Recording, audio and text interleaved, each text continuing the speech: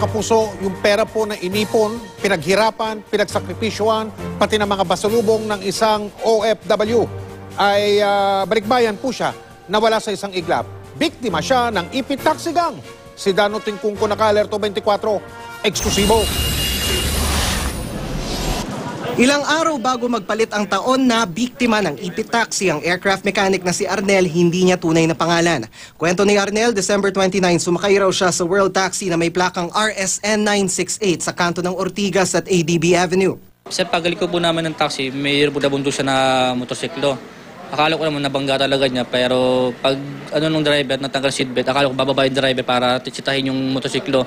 And then yung backride nung nakasingle, pumunta sa akin side para buksan yung pinto. Sabi ko, hold up to sigurado. Pagdating sa EDSA Cubao, tinulak na lang daw siya ng mga suspect palabas ng taxi saka humarurot. Natangay mula kay Arnel ang balikbayan box na may lamang 4 na designer bag na tig 25,000 pesos ang halaga, 3 iPhone 5S, mga tsokolate at delata na pasalubong niya sana sa mga kaanak sa Nueva Ecija. Nakuha pati traveling bag niya na may lamang alahas na nagkakahalagang 100,000 piso, pati ang perang aabot ng 200,000 piso at iba pang personal na gamit.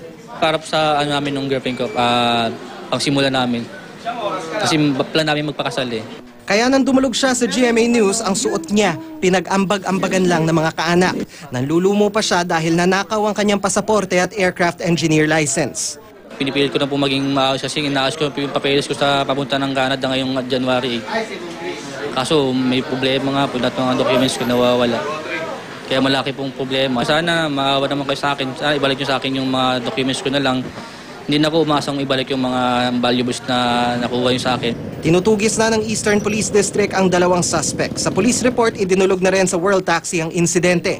Nakausap din ng GMA News ang isang empleyado ng World Taxi na si Joan Delara. Nakapagbigay na raw sila ng certification sa pulisya na wala silang sasakyan na may plakang RSN 968. Wala rin silang Kia na unit. Kahit daw sa LTO ay nakapag-verify na sila na walang ganong plate number.